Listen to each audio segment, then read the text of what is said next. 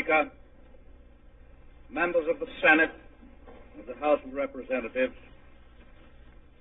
yesterday, December 7th, 1941,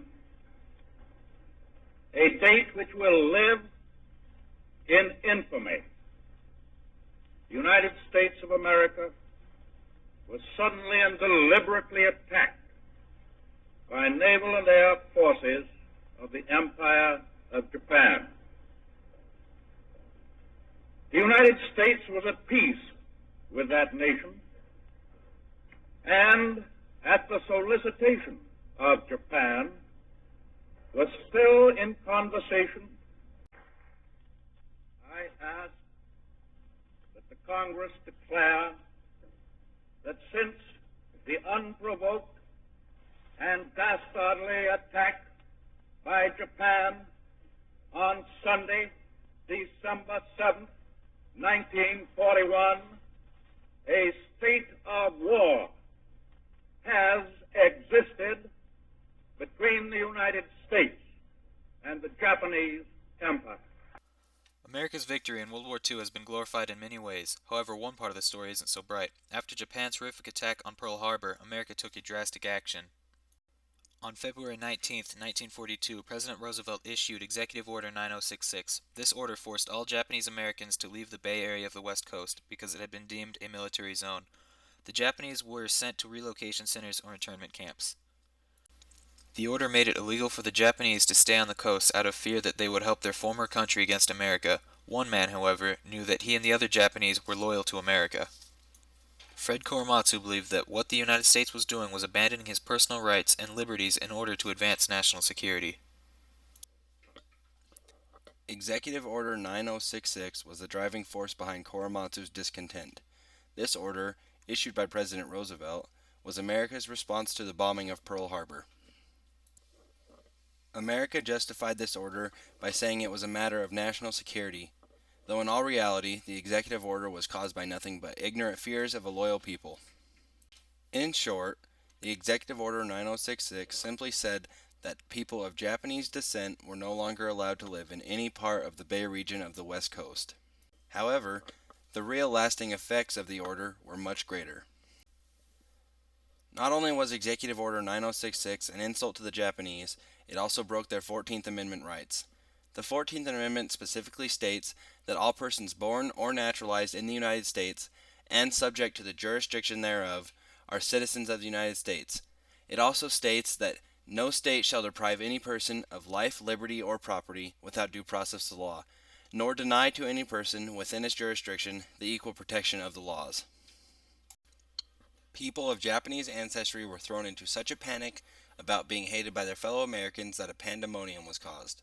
Executive Order 9066 was a direct breach of the human rights that the United States Constitution had set forth.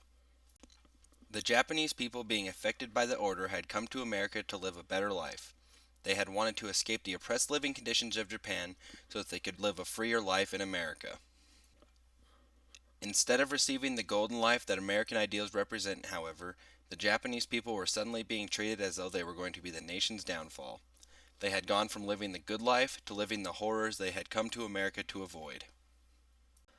Fred Korematsu thought that because he was loyal, he deserved to be treated just as all American citizens were. Korematsu was loyal enough to his country that when World War II started, he tried to enlist in the Coast Guard and the National Guard. Because he was Japanese, Korematsu was denied. Only a few weeks after he had tried to enlist, Korematsu was also dismissed from his job. His employer's reasoning was that he was Japanese and couldn't be trusted. After the Pearl Harbor incident and the Executive Order 9066, Korematsu learned that his people were to be interned. Korematsu was so against this new decision by the United States that he tried drastic measures to stay at his home. Korematsu changed his name to Clyde Serra and claimed to be of Spanish and Hawaiian descent. At one point, Korematsu even underwent plastic surgery to make his eyes look less Japanese. Eventually, though, Korematsu was caught. On May 30th, 1942, he was arrested on a street corner in San Leandro, California, and taken to San Francisco County Jail. While in jail, he was visited by Ernest Bisig, the director of the San Francisco office of the American Civil Liberties Union, who asked Korematsu if he was willing to become the test case to challenge the constitutionality of the government's imprisonment of Japanese Americans. When the Japanese attacked Pearl Harbor, our west coast became a potential combat zone. Living in that zone were more than 100,000 persons of Japanese ancestry, 2/3 of them American citizens, 1/3 aliens. We knew that some among them were potentially dangerous. Most were loyal. But no one knew what would happen among this concentrated population if Japanese forces should try to invade our shores. Military authorities therefore determined that all of them, citizens and aliens alike, would have to move. Executive Order 9066 didn't stop after the problems it caused for the Japanese in the beginning. Japanese people were soon told that they would be moved to relocation centers. Because of this, the Japanese were thrust into further chaos. Rumors that the people would be able to return home after their internment led the Japanese to take their possessions to storehouses where the possessions would be kept safe. Because of this lie, hundreds of thousands of dollars in property was destroyed. Other Japanese who feared that they would never reclaim their belongings sold them for a fraction of their true value. Executive Order 9066 proved to the Japanese that America didn't trust them, and because of that, people were burning and burying their most valuable personal items. The Japanese people were doing this because they didn't want their families to be in jeopardy. Any paper or document that a family owned linking them to Japan was reason enough for them to be shot. Once taken from their homes and lives, the Japanese people were shipped to holding stalls all across the country to wait for permanent camps to be established. Life in the holding stalls was often miserable. Many times the rooms that held 3 to 4 families were no bigger than horse stalls. Once permanent locations were established, that was where the Japanese were moved to. These camps were called relocation centers or internment camps. According to the government, the camps were built to protect the Japanese from the hostility of other Americans. While this may have been a good cover-up story, many Japanese were miffed about why the soldiers' gunwire pointed into the camps instead of out.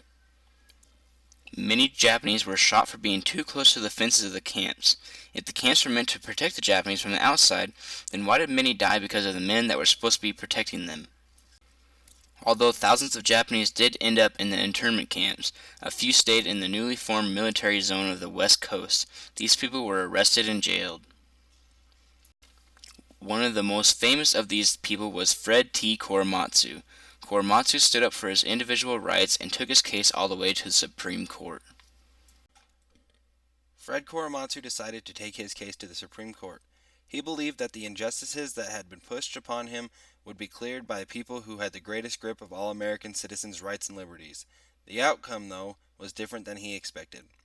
Korematsu challenged his jailing by arguing that as an American citizen, he would be allowed the same rights as any Caucasian American. Being an American citizen should have proven my loyalty to this country along with protecting my rights, even in a state of national emergency, argued Korematsu. The Supreme Court thought differently, according to Justice Black, who was dissenting on the case. Justice Black declared that the court case did not rule on the constitutional questions involved. It only ruled on the law-breaking decisions of Korematsu. Justice Black justified his reasoning by saying the following: when shores are threatened by aliens of any kind, the power to protect must consummate with the hidden danger. Justice Black also declared that hardships are a part of war, and all citizens of the United States felt the hardships of war, whether they were uniformed or not. In the end, Japanese internment was considered a tragedy by all. The United States government tried to make up for its crimes by paying each of the Japanese internees $20,000 in 1988. Also, on Thursday, September 23, 2010, California Governor Arnold Schwarzenegger signed into effect the Fred Korematsu Day of Civil Liberties and the Constitution Bill. The Japanese internment was a blight on America's history.